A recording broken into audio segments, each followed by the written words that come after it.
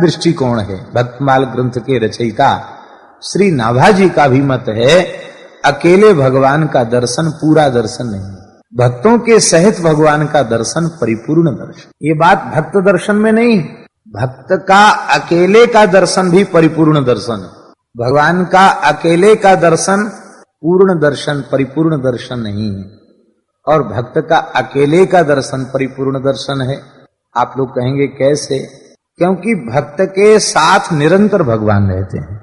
अंतर्यामी गर्भगत संत सुंदरी माई, तुलसी पूजे संत के दो पूजे जान। दोहावली में गोस्वामी श्री तुलसीदास जी महाराज कह रहे हैं, अंतर्यामी गर्भगत संत सुंदरी मां। संतों को सुंदरी गर्भिणी नारी का रूपक दिया जा रहा है। इनके गर्भ में भगवान विराजमान है, श्री रामकृष्ण विराजमान है। कोई गर्भिणी के बालक को हृष्ट पुष्ट संतुष्ट बनाना चाहता हो तो उसका क्या उपाय है?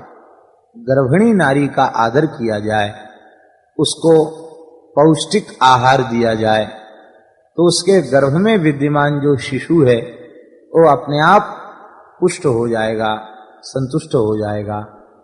इसी प्रकार से यह संत तो सुंदरी गर्भिणी नारी के समान हैं, और इनके हृदय देश में निरंतर रमण करने वाले, विराजमान रहने वाले जो भगवान हैं, भक्त वत्सल भगवान हैं, वे गर्भगत बालक के समान हैं।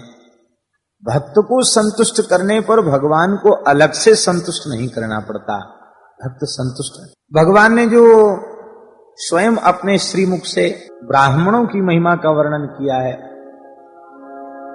और कहा है कि मैं अपनी सृष्टि में ब्राह्मणों की तुलना किसी प्राणी से नहीं कर सकता, इनकी मुख रूपी अग्नि में श्रद्धा पूर्वक आहुति देने से जैसे मैं तृप्त होता हूं, ऐसा तृप्त में अग्नि में स्वाहा स्वाहा करने से नहीं।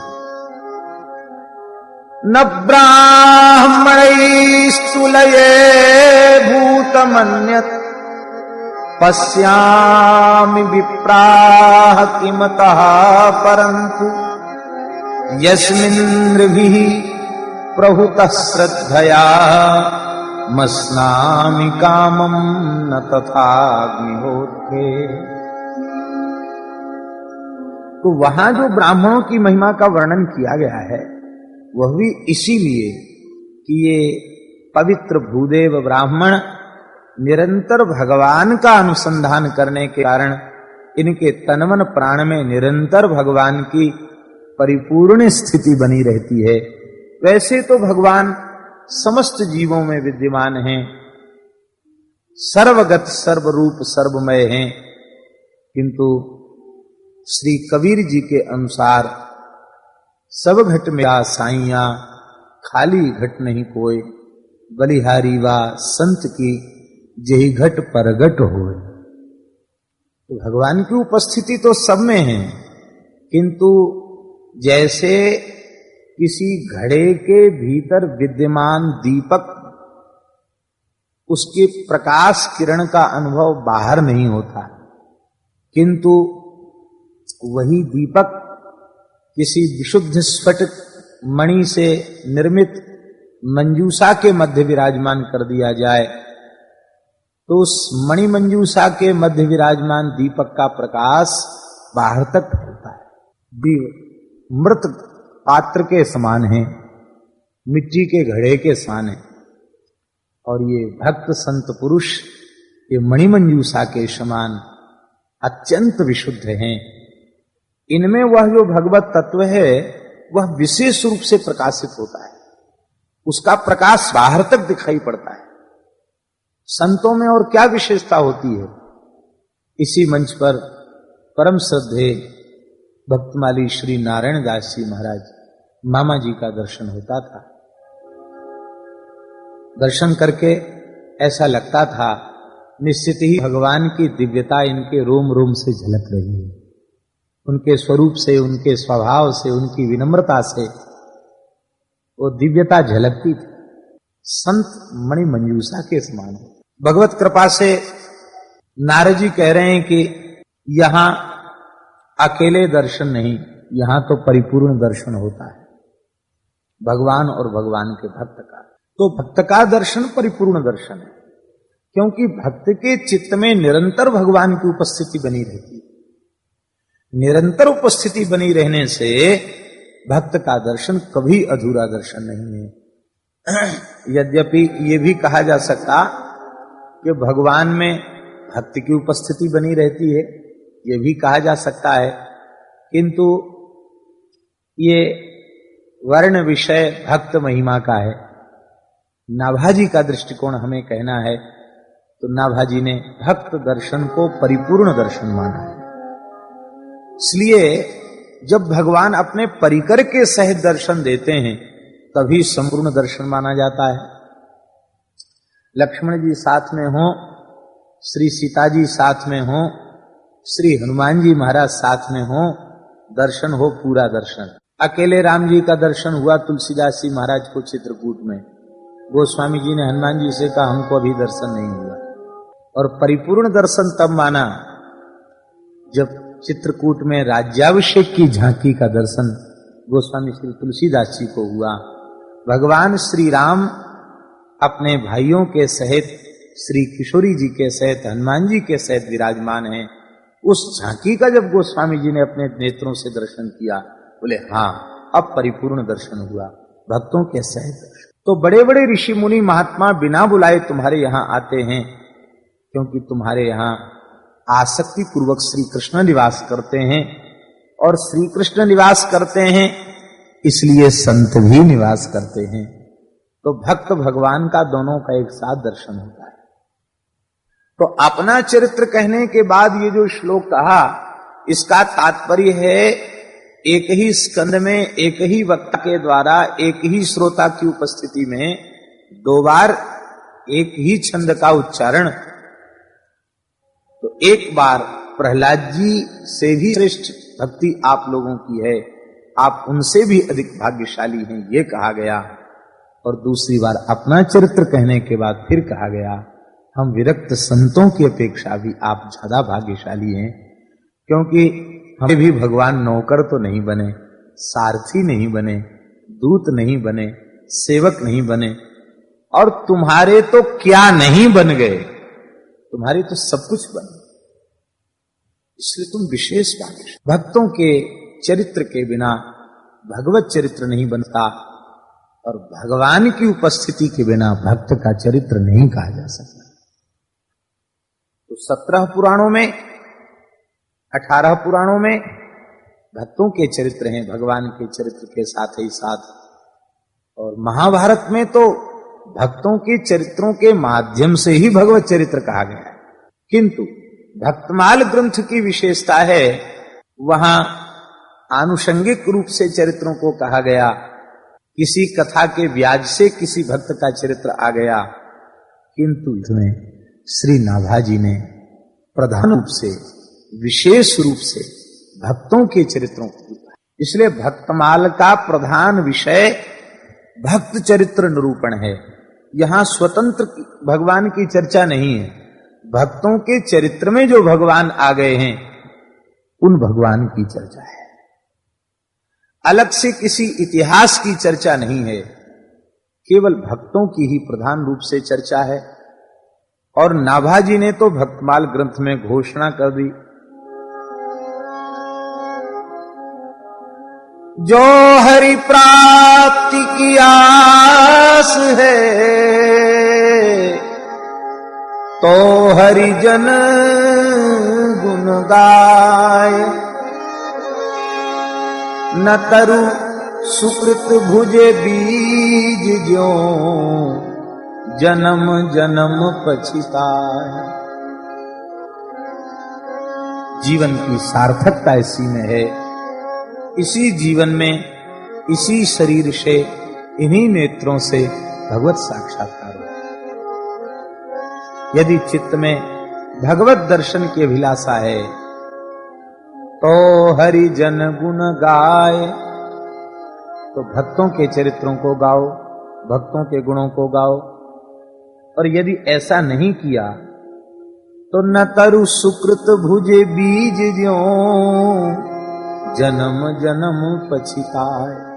यदि भक्तों का आश्रय नहीं लिया, भक्त चरित्रों का आश्रय नहीं लिया, तो तेरे सुकृत रूपी जो बीज है ना, वे या तो उबल जाएंगे या भुन जाएंगे।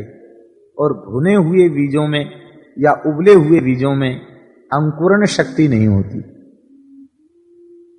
भर्जिता क्वथिता धानाः प्रायो बीजाय नेष्यते। इसलिए हमारे जीवन में भगवत कृपा से, संत कृपा से जो कुछ सुकृत बन रहे हैं,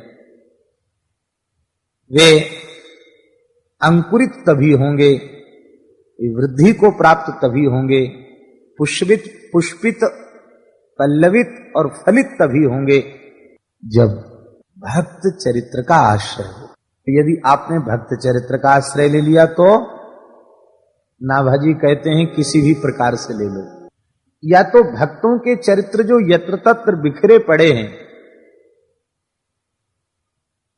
आवश्यक नहीं कि ये केवल ग्रंथ में जो चरित्र हैं वही चरित्र, आपके आसपास भी बहुत से दिव्य संत विराजमान हैं जिनको आपने देखा है या जिनके संबंध में आपने सुना है।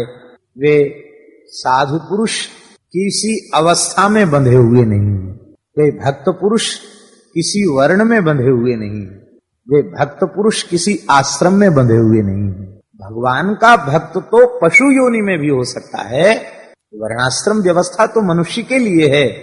पशु में भी गजेंद्र महान भक्त है, भक्त्या तुतोष भगवान गजयूथ पाय। गजेंद्र में भक्त, जहां पशु पक्षी भक्त हो सकते हैं, हमारे भक्तमाल ग्रंथ में तो सबके चरित्र हैं।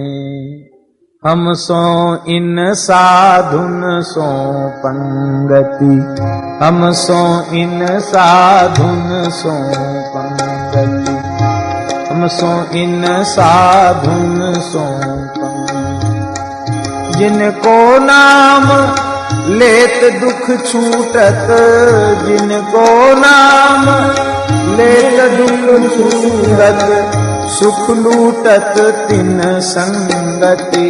हम सो इन साधुन सो पंगति, हम सो इन साधुन सो। मुख्य महंत कामरति गणपति, अज महेश नारायण। मुख्य महंत आमरति गणपति, अज महेश नारायण। जे नर असुर मुनि पक्षी पशु, जे नर असुर मुनि पक्षी पशु, जे हरि भक्ति परायण। हम सो इन साधुन सो पंगति, हम सो इन साधुन सो। जिनको नाम लेत दुख छूटत, जिनको नाम लेत दुख छूटत, सुख लूटत तिन संगति। हम सो इन साधुन सो पंगति, हम सो इन साधुन। जे नर असुर मुनि पक्षी पशु, जे हरि भक्ति परायण। मुख्य महंत कामरति गणपति अज महेश नारायण सब आ गए, कोई छूटा नहीं। किंतु इनके साथ ही साथ जे नर असुर मुनि पक्षी पशु, जे हरि भक्ति परायण। इतना ही नहीं, 3 लोक 14 भुवनन में भय होए हरि प्यारे। 3 लोक 14 भुवनन में भय होए हरि प्यारे। 3-300 व्यवहार हमारो, 3-300 व्यवहार हमारो। अभिमानिन ते न्यारे, हम सो इन साधुन सो पंगति, हम सो इन साधु।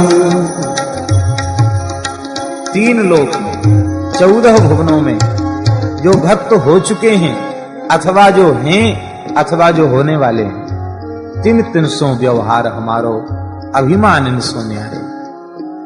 भक्त की पहचान यही है, भक्ति जब प्रकट होती है अहंकार नहीं रह जाता है, दैन्य प्रकट हो जाता है। हमारे ब्रजमंडल के एक महान सिद्ध संत भये पूज्य श्री प्रियाशरण बाबा, पूज्य पंडित श्री गया प्रसाद जी महाराज ने भी दीर्घ काल तक उनका सत्संग किया। हमारे ब्रजमंडल की विशिष्ट विभूति माने जाते थे। जन्म तो उनका वाराणसी का था, बहुत संपन्न वीर परिवार में उनका जन्म था। स्वयं बहुत बड़े विद्वान थे, न्याय व्याकरण वेदांत आदि विषयों के विद्वान थे, किंतु बस रंग चढ़ गया। ये तो हमारे बिहारी जी ऐसे हैं, ये जब बंसी बजाते अधर पर रख करके तो जिसके कान में पड़ती है वही गोपी सब छोड़ के दौड़ी चली आती है, वो चाहे जहां रहती हो। प्रियाशरण बाबा ब्रज में आ गए। वहां दंडोती परिक्रमा हो रही थी वृंदावन की। अधिक मास में बहुत होती है दंडोती परिक्रमा। लोगों से पूछा, भाई ये क्यों लोग ऐसे दंडोत कर रहे हैं? बोले पुरुषोत्तम मास है, इसमें दंडोती करने से मनोकामना पूर्ण होती है। लोगों ने बताया, बाबा ने भी दंडोती लगा ली। मनोकामना क्या थी? ब्रज के बाहर तनमन प्राण न जाए, बस यही कामना, अखंड ब्रजवास प्राप्त हो। फिर तो वे परम वीतरागी थे, रोम रोम से राधा नाम का उच्चारण उनके हुआ करता था।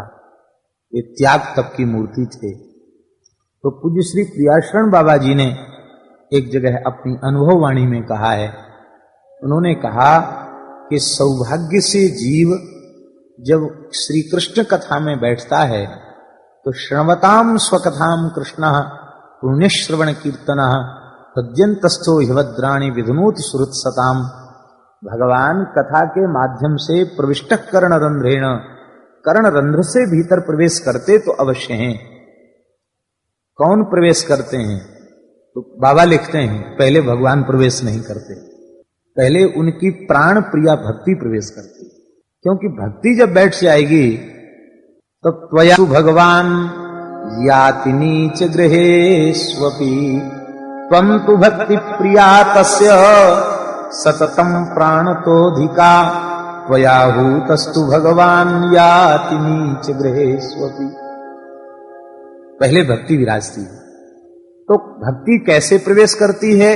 बाबा ने अपने अनुभव में लिखा है, जब जीव सौभाग्य से कथा कीर्तन में बैठता है तो कथा कीर्तन के माध्यम से भक्ति अंतःकरण में प्रवेश करती है। किंतु भीतर भक्ति प्रवेश करके ये देखती है कि मेरे लिए उपयुक्त आसन है कि नहीं। भक्ति का आसन क्या है? बाबा कहते हैं कि मेरे अनुभव से भक्ति का आसन दैन्य है। जिस सिंहासन पर भक्ति विराजती है उस भक्ति का नाम है दैन्य। आज सवेरे हम लोग मानस जी का पाठ कर रहे थे, गोस्वामी जी का दैन्य क्या कहे। नाभाजी तो कह रहे हैं, कलि कुटिल जीव निस्तार हित वाल्मीकि तुलसी भयो। साक्षात महर्षि वाल्मीकि ही कलि के कुटिल जीवों के कल्याण की कामना से तुलसीदास जी के रूप में आकर प्रकट हुए। और वे तुलसीदास जी कहते हैं, बंचक भगत कहाई राम के, बंचक भगत कहाई राम के, किंकर कंचन को काम के, किंकर कंचन तिनमहु प्रथम रेख जग मोरी, तिनमहु प्रथम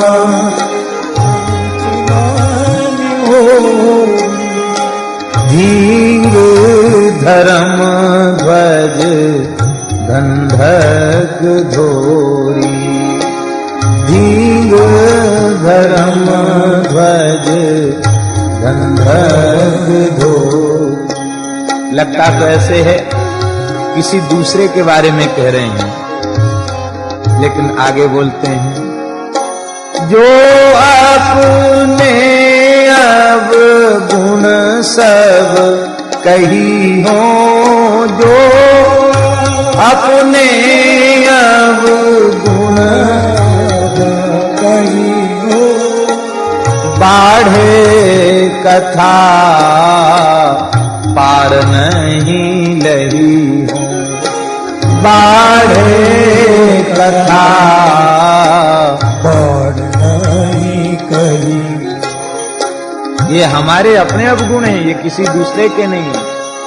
पाते में अति अलप बखाने, पाते में अति अलप बखाने, थोरे में समझिए ही सयाने, थोरे में समझिए ही बखाने।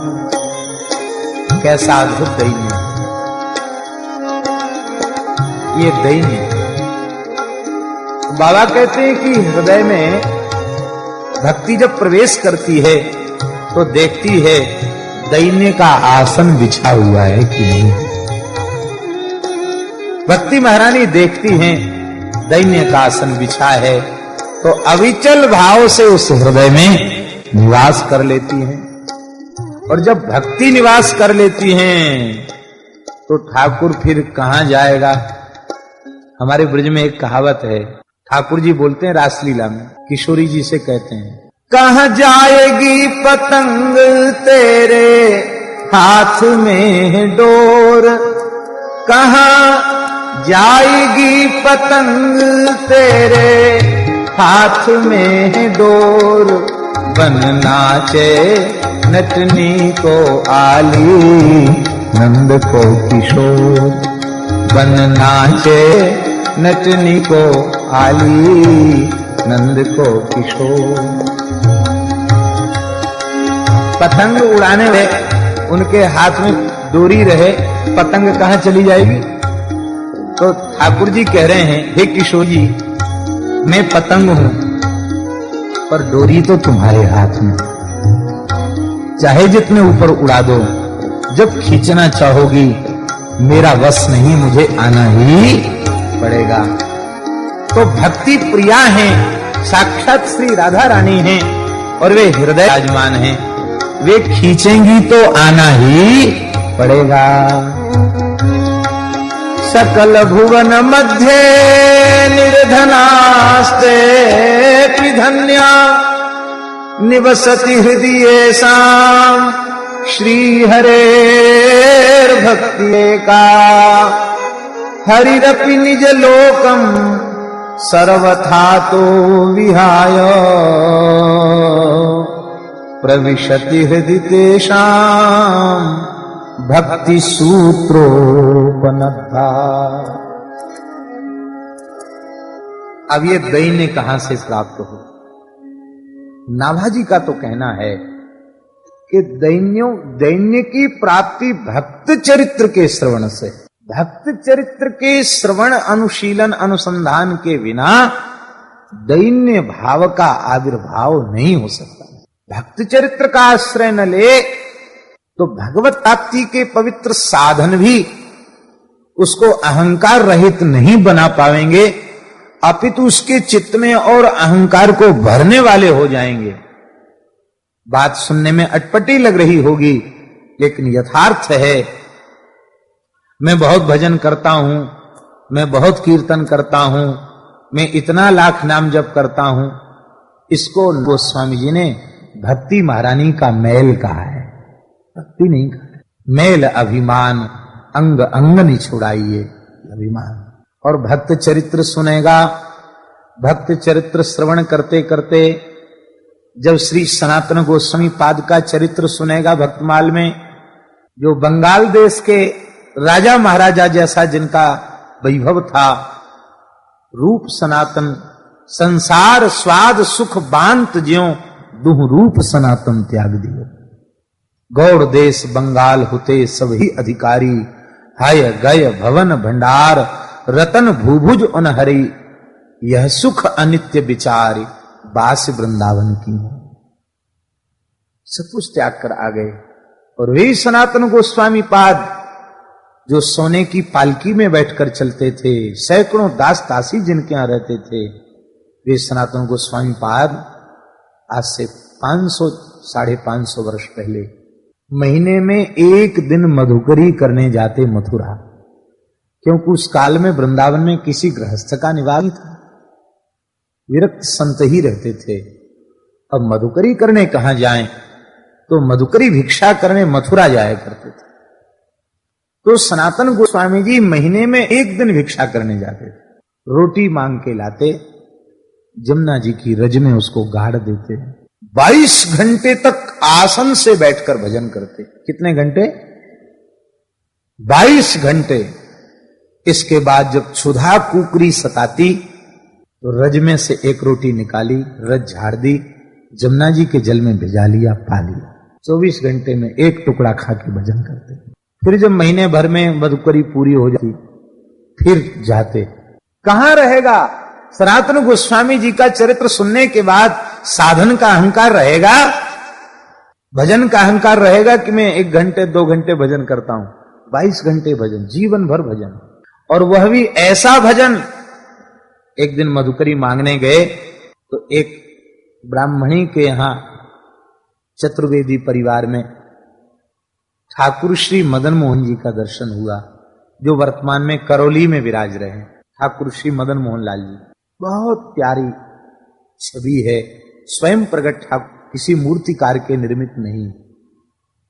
बस अटक गए बाबा के नेत्र, अविरल अश्रुधार बहने लगी, और बस टकटकी लगाकर देख। अब तो मधुकरी मांगना भूल गए और वृंदावन लौटकर जाना भूल गए। मैया ने ठाकुर को भोग धराया, पर्दा हो गया, तब समाधि भंग हुई, लौट के फिर गए। दूसरे दिन फिर आ गए भजन करते करते। जब 2-3 दिन लगातार आए तो मैया बोली, ए बाबा तू या कार्य कलूटे सो नेह मत जोर, नहीं पछतावेगो। ए सबको बंटा ढार करवे बारो ठाकुर है ये, यानी हमारो तो बंधार कर दियो, मेरे परिवार में कोई ना है, मैं अकेली बची हूं, जैसे तैसे आसो